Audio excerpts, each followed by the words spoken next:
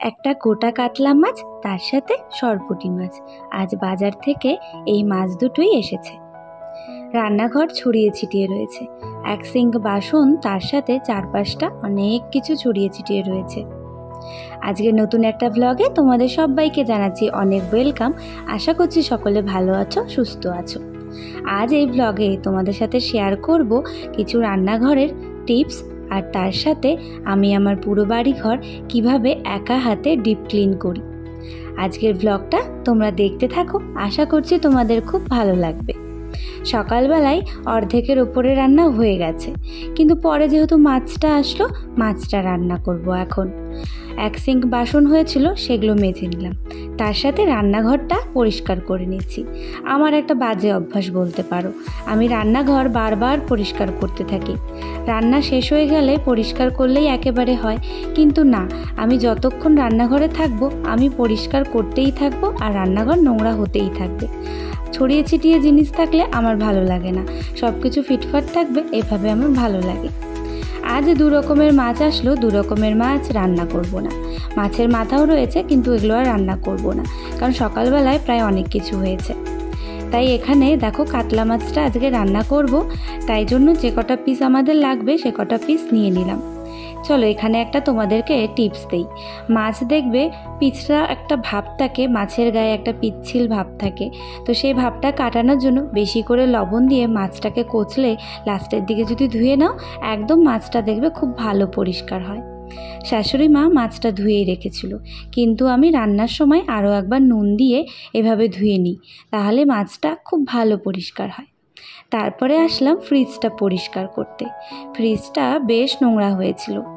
2 দিন নিরামিষ ছিল, তার আগের দিন আমিষ করেছিলাম, তো সেই জন্য ফ্রিজে কিছু আমিষ খাবার দাবার রয়ে গেছিলো। দেখবে ফ্রিজে কিছু আমিষ খাবার দাবার রয়ে গেলে ফ্রিজে একটা কেমন গন্ধ হয়, তো সেই গন্ধটা তোমরা কি করে তাড়াবে সেটাও তোমাদের আজকের এই ব্লগে আমি বলছি। আগে ফ্রিজটা দেখো খুব ভালোভাবে পরিষ্কার করে নিলাম। ফ্রিজটা একটু নোংরাও হয়েছিল, মাঝে মধ্যে এইভাবে পরিষ্কার করি, তবে ফ্রিজটা দেখতেও ভালো লাগে আর কোনো গন্ধও হয় না, ভালো লাগে দেখবে। কাজ যত পরিষ্কার করে করবে তত দেখবে নিজেরও ভালো লাগে কিন্তু। তো ফ্রিজটা পরিষ্কার করলাম, পরিষ্কার করে নিয়ে এদিকে এলাম রান্না বসাতে। ফ্রিজে একটু জায়গা করার চেষ্টা করছি। ডিমগুলো একসাথে 1 পাতা ডিম রাখতে গেলে ফ্রিজে অনেকটা জায়গা নিয়ে নেয়, তাই জন্য একটা বুদ্ধি বের করেছি।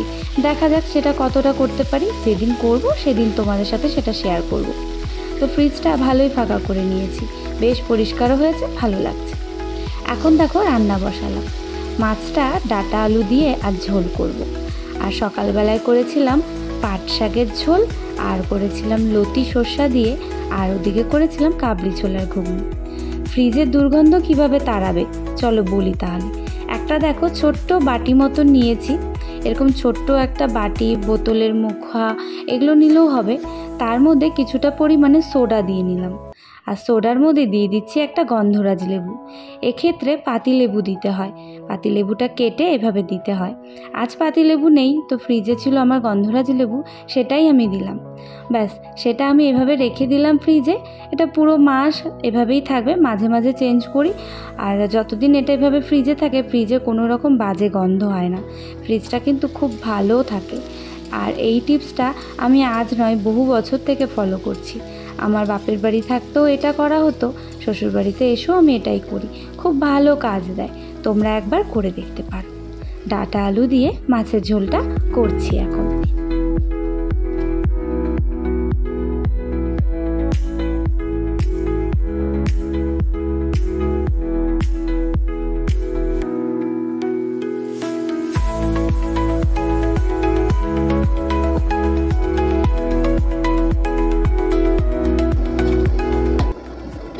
রান্না শেষ করে আরও একবার রান্নাঘরটা পরিষ্কার করে নিলাম, তারপরে এলাম এবার পুরো বাড়িঘরটা পরিষ্কার করব।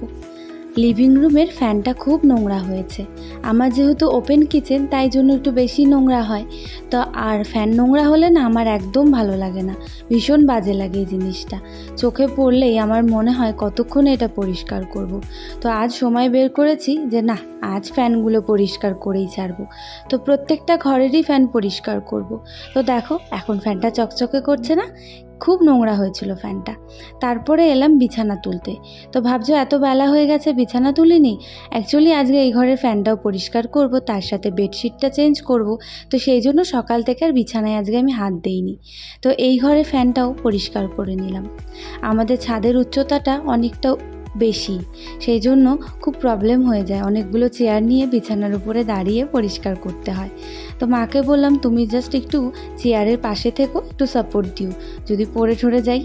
তো যাই হোক, মা ধরেছিল, ফ্যানটা খুব ভালোভাবে পরিষ্কার করে নিলাম। তারপরে বেডশিটটা তুলে ফেললাম, যেহেতু সব নোংরা পড়েছে আর বেডশিটটা চেঞ্জও করতামই, তো সেই বুঝেই আজ ফ্যানটা পরিষ্কার করলাম।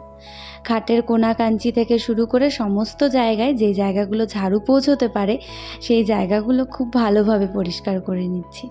পুজোর আর বেশি দিন বাকি নেই, পুজোর আগ দিয়ে আরও একবার পরিষ্কার করতে হবে। মা বলছিল আজ করতে হবে না, আজ ছেড়ে দাও, পুজোর আগ দিয়ে করো। কিন্তু ওই যে আমার একটু মেনিয়া আছে, ফ্যান এরকম নোংরা দেখলে আর আনাচে কানাচে যদি নোংরা দেখি, যদি শরীর সুস্থ থাকে আমি সেই কাজ ফেলে রাখি না, আমি করে ফেলি। তো ওই ঘরটা দেখো পুরো ঝাড়ু দিয়ে পরিষ্কার করে নিলাম। আর এবারে দেখো টিভি ক্যাবিনেটটাও পরিষ্কার করলাম, আর তার সাথে সেন্টার টেবিলটা। টিভি ক্যাবিনেটটা আরও পরিষ্কার করতে হতো, কিন্তু আজ আর অতটা সময় পেলাম না। আর যেহেতু একটু উঁচু, সেটাও চেয়ার নিয়ে ভালোভাবে পরিষ্কার করতে হবে, তো নিচ থেকে যতটা পারলাম পরিষ্কার করে নিলাম। তারপর পুরো বাড়ি খুব ভালোভাবে ঝাড়ু দিয়ে নিয়েছি। আর তারপরে প্রত্যেকটা ঘর আজকে মুছছি, বারবার জল নিয়ে, জল পাল্টে পাল্টে। আর তার সাথে একটু ওই সার্ফ দিয়ে নিয়েছি, কেরোসিন তেল আর ফিনাইল, এভাবে ঘরটা খুব ভালো পরিষ্কার হয় কিন্তু। তো প্রত্যেকটা ঘরে বারবার জল পাল্টিয়ে মুছেছি আজকে, তাই একটু সময় লেগেছে, পরিশ্রমও হয়েছে কিন্তু বেশ। কিন্তু ওই যে ঘরটা যখন পরিষ্কার হয়, পা ফেলতে দেখবে কি ভালোই না লাগে। যেদিন দেখবে ঘর মোছা হয় না, সেদিন পা ফেলতে কিন্তু বিরক্ত লাগে। আমি জানি না এগুলো কার কার সাথে হয়, কিন্তু আমার সাথে তো শেষ করে খেয়ে নিলাম। খেয়ে নিয়ে এখন হচ্ছে বিছানার চাদরটা চেঞ্জ করব, করে আমি যাব স্নানে।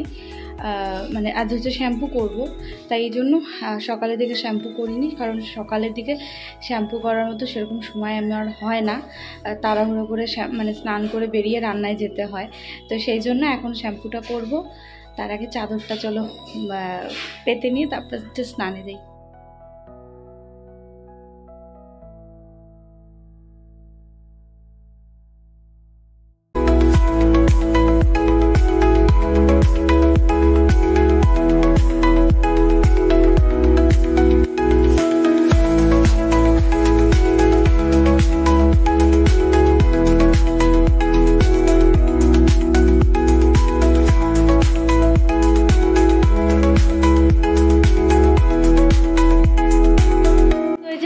এখন স্নান করে একটু সিঁদুর পরলাম, ক্রিম দিলাম, আর এবারে একটু শোবো, আমি রেস্ট নেব। পুরো হাঁপিয়ে গেছি, সকাল থেকে একটুকু আজকে বসিনি, একভাবে কাজ করে যাচ্ছি। সামনে আরও কিছুদিন অনেক কাজ আছে বাড়িতে, তো সেগুলো এক এক করে তোমাদেরকে সবই বলবো, সবই শেয়ার করব। আর সন্ধ্যেবেলা আজকে কিছু প্ল্যান আছে, দেখা যাক কী হয়, সেটাও তোমাদের সাথে তো শেয়ার করবই। আর এখন একটু আমি শোবো, শুয়েও শান্তি নেই, এখন আবার হচ্ছে ভিডিও এডিট করতে হবে। গতকালকে ভিডিও, সেটা এডিট করতে হবে। সন্ধ্যা 6টার দিকে আমি টাইমটা মেনটেন করার চেষ্টা করি, 6টার দিকে আর কি ভিডিও আপলোড করার। তো তার আগে আমাকে ভিডিওটা এডিট করতে হবে, এডিট করে আপলোড করে সব রেডি করে আর কি রাখতে হবে। এছাড়াও শর্টস ভিডিওগুলো আছে, সেগুলোকে এখন এডিট করে নিয়ে এখনই আপলোড করতে হবে। তারপরে যতটুকু সময় পাই একটু চোখটা বন্ধ করে নেব। চলো তাহলে দেখা হচ্ছে একবারে আর কি সন্ধ্যের পরে। এখন সন্ধেবেলা, দুপুরবেলা আজ ঘুমোতে পারিনি, তোমাদের জন্য ভিডিও এডিটিং করে সেগুলোকে আবার আপলোড করেছি। সন্ধেবেলায় চা করলাম, মাকে চা করে দিলাম, আর তার সাথে দেখো ভাত বসিয়েছি। হ্যাঁ, এতটা তাড়াতাড়ি কেন ভাত বসিয়েছি চলো জানাই গুড ইভিনিং। এখন হচ্ছে 7:30 বাজে। আমি এখন হচ্ছে একটু বেরোবো। অ্যাকচুয়ালি প্ল্যান ছিল অন্য কিছু, প্রিয়াঙ্কার সাথে আজকে আমাদের মানে দুজনে অনেক দিন বেরোনো হয় না, একটু বেরোনোর কথা ছিল, কিন্তু হঠাৎ করে প্ল্যানটা ক্যান্সেল হয়, কেন কি ওর মেয়ের শরীরটা একটু খারাপ। তা আমার কিছু যাবতীয় কাজ আছে, সেগুলো করতে মনার সাথে বেরোবো। যেমন জামাতে হাতা লাগাবো, তারপরে কি গোপালের জামা, যেটা মেন আনতে যাচ্ছি, জন্মাষ্টমী চলে আসলো, গোপালের জামা কাপড় আনতে যাব, চশমার ডান্ডিটা ঢিলা করবো, এরকম প্রচুর কাজ আছে। তো সেগুলো করতে বেরোচ্ছি। চা করে দিলাম মাকে, ভাতও নামিয়ে রেখে গেলাম। তোমাদের দাদাভাই যেহেতু এসে ভাতটা খায়, তো ও আসলে মা ভাতটা দিতে পারবে। চলো, দেরি হয়ে গেছে, আর দেরি করবো না বাবা, তাড়াতাড়ি যাই, কাজগুলো করে আসি, কারণ একটা এই মাথা আর একটা ওই মাথা, সেই জন্য বেরোচ্ছি। চলো, তো এই যে রেডিও হয়ে গেছি, চলো যাই, চলো যাই।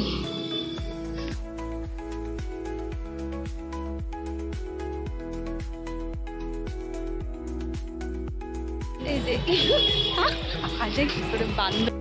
কিছু কাজ সেরে তারপরে এলাম গোপালের জামা নিতে। আমার গোপালের জামা কিনতে খুব বিপদে পড়তে হয় আমাকে, কারণ আমার গপু তো একটু নাদুস নুদুস বড় সড়ো, তো ওর জামা না সব জায়গায় পাওয়া যায় না। তো এই দাদার দোকানে আসলাম, এর আগেও একদিন এসেছিলাম, পাইনি, আজও ঠিক মাপটা পাইনি, কিন্তু তারই মধ্যে একটা মাপ মনে হলো ওর হয়ে যাবে, ম্যানেজ করা যাবে। তো এই যে স্কাই কালারটা দেখছো, এই জামাটা নিয়েছি, বেশ সুন্দর ছিল, ওর গায়ে হয়ে যাবে মনে হচ্ছে। এই দোকানের কালেকশন খুবই ভালো, দিনহাটার মধ্যে এই দোকানের কালেকশন আমার সব থেকে ভালো লেগেছে।